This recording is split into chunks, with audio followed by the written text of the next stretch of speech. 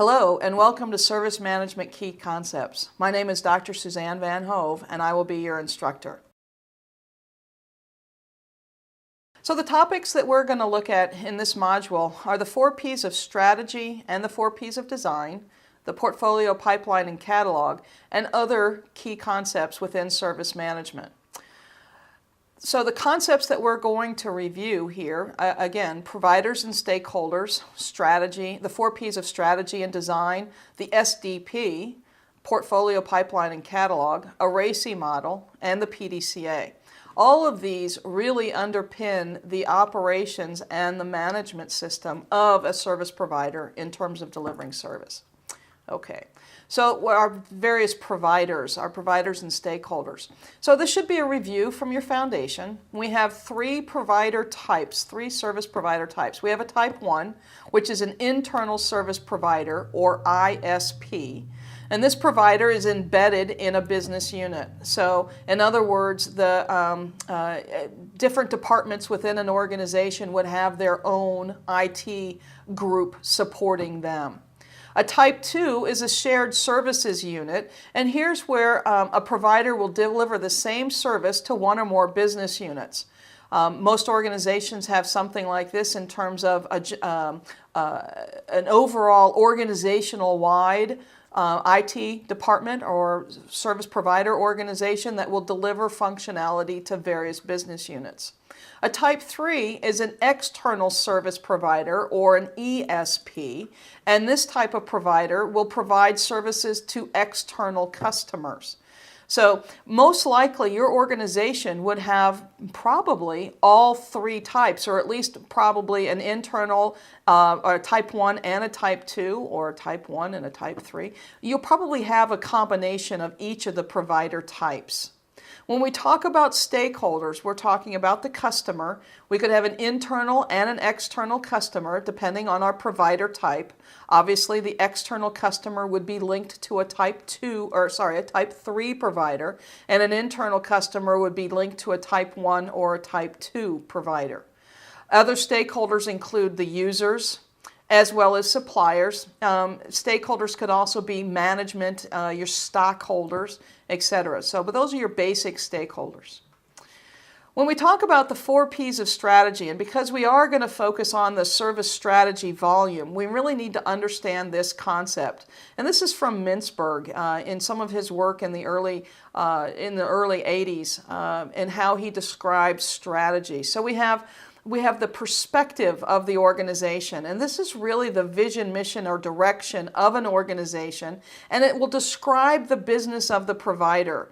It's what will give the provider a level of distinctiveness against its competitors. So its view, how it's going to operate, what it's going to provide. The position of the provider then is how the provider will compete against other service providers.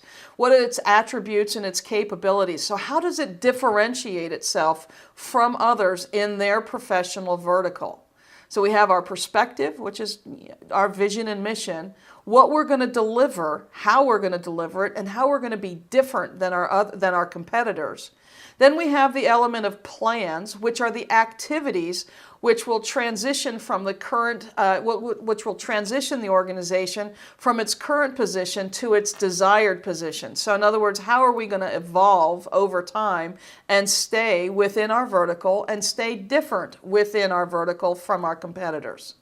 Lastly, we have patterns, and this is our ongoing repeatable action that we need to deploy, and if you can think of the word process at this point, that's a good thing, that will allow us to meet strategic objectives. So in other words, how do we achieve the perspective of the organization? So it all circles back around. So the 4 P's of strategy. Do spend some time, look this up and review all of the information around the 4 P's of strategy within that service strategy volume. It does underpin the strategy management, and it does underpin the SOA capability quite nicely. The 4 P's of service design, these are probably easily recognizable from your foundation course, where we're talking about the people, process, products, and partners. The people side is not only your resources, but it can include the culture of the organization as well as the capabilities or the competences of those individuals within the organization as well as within the supplier organization, so that whole supply chain. The processes, it's the definition from the service provider of what we're going to do, how we're going to do it, when and where. So that process documentation as a whole, which will give me the high-level process activities as well as the supporting procedures and potentially work instructions. So what are these processes going to provide and how are they going to support? The products, very simple. The systems, the networks, the tools, and other information and knowledge that's needed to produce the service that we're delivering. Lastly, we have partners. These are our managed services, or our external suppliers in terms of, I should say, external to the service provider. We could have partners within our own organization, but that allow us to deliver services in a reasonable, economic, and efficient manner. So these four concepts, if all are reviewed and addressed in a design, we're going to have a robust design that's very complete. Okay, 4 P's of service design. The outcome of that 4 P's of service design we would capture in something called a service design package. And this would define all the aspects of the IT services throughout their life cycle. It's really an electronic file cabinet where you have the actual designs, the changes that have been made, the decisions on retirement, the updates to the technology. And this is really everything about that design and that service that will be used throughout design, transition, operation, and the CSI activities. The elements found within a service design package, there's a lot of them. They're actually listed in Appendix A of the SD volume. And I encourage you to go look at it because it is rather interesting of what all should be or what could be in an SDP. From a high-level perspective, I've gathered a few of them here in this listing. We should have the service requirements. What is the customer looking for? What have we agreed to? What requirements were addressed and maybe what requirements weren't addressed at the time of the design, the actual design itself, the results of an organizational readiness assessment. Is the organization capable of supporting this newer change service? Very important. It would be kind of silly to roll out a service and then we couldn't support it or manage the technology. So we really want to have something formally stating the organization is ready. Now this is not only from the provider side, also from the customer and the business side. What's the service lifecycle plan? And this could be including the program and the transition plan. How are we going to roll it out? Operational acceptance, another key checkpoint within the delivery of a newer change service. And this is specific towards the service desk and the various operational teams. Are they ready to support? Okay. We have service acceptance criteria, which should come from the customer. They will change over time, but that service acceptance criteria would be defined and agreed by the customer who provided us the requirements. They would also be listed in the SDP. There's many other elements. Again, I encourage you to go and review Appendix A of the service design volume. So then we have the concepts of the portfolio, pipeline, and the catalog. And the portfolio, from a big perspective, it shows the ability of a service provider to serve all of its customers across all of its market spaces. This portfolio really defines the resources and capabilities of a service provider. It's telling us what we can do and where we have used our resources and capabilities. Within the portfolio, there are 3 other elements. We have the pipeline, the catalog, and retired services.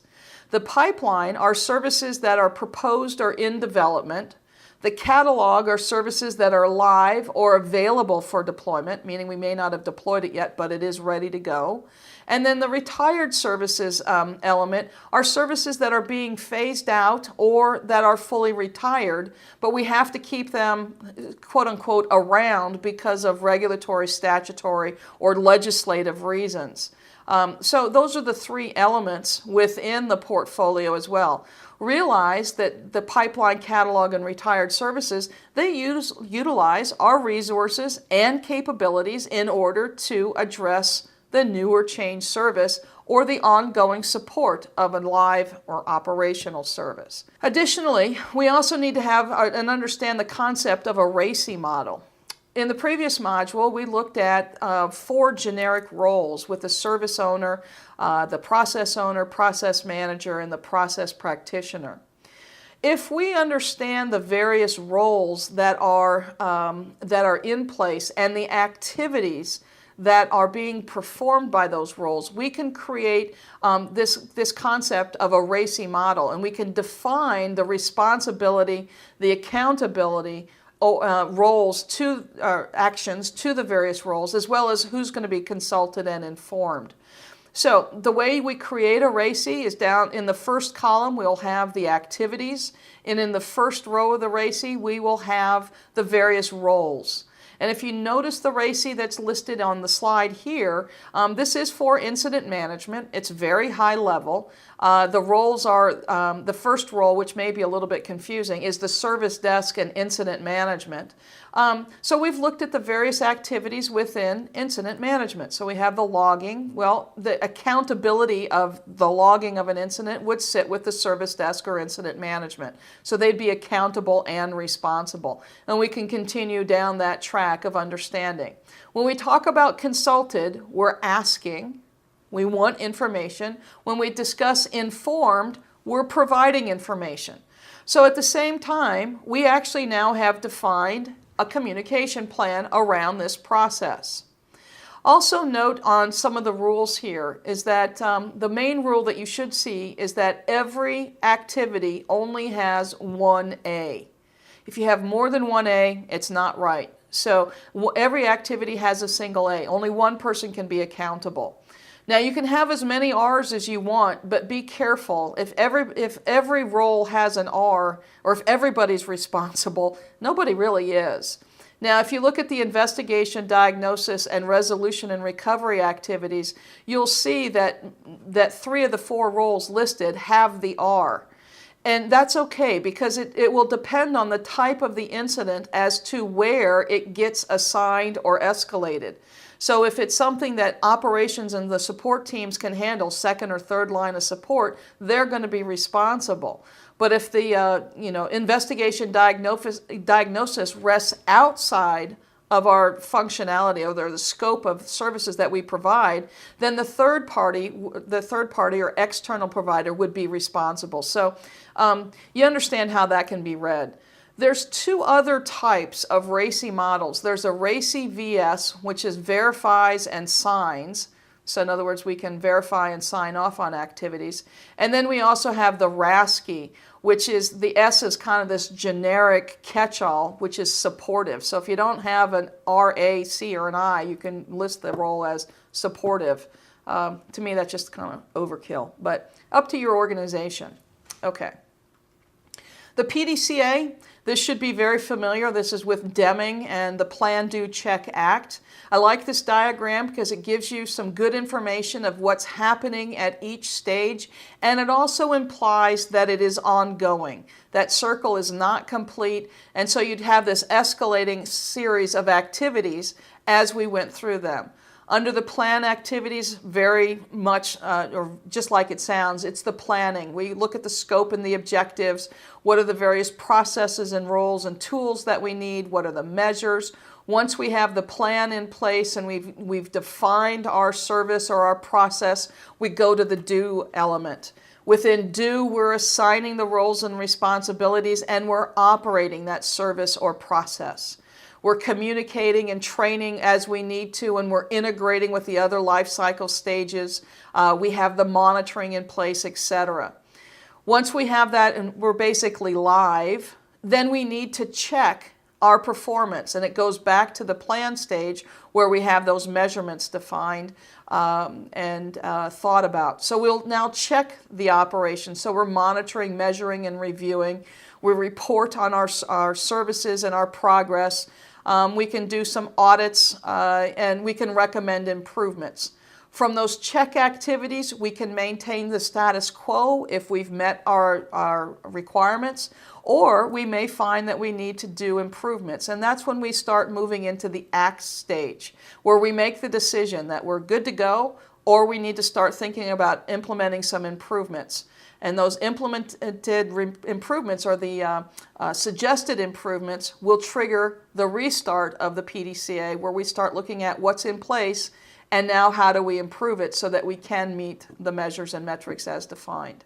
So the PDCA, it's a good one. And it really defines a management system. And that's a phrase that you really need to understand. If you look at the 20,000 literature, part 1, which is the standard and the requirements, it's the service management system. And it's saying exactly how you need to manage your provider organization and the various processes that need to be there.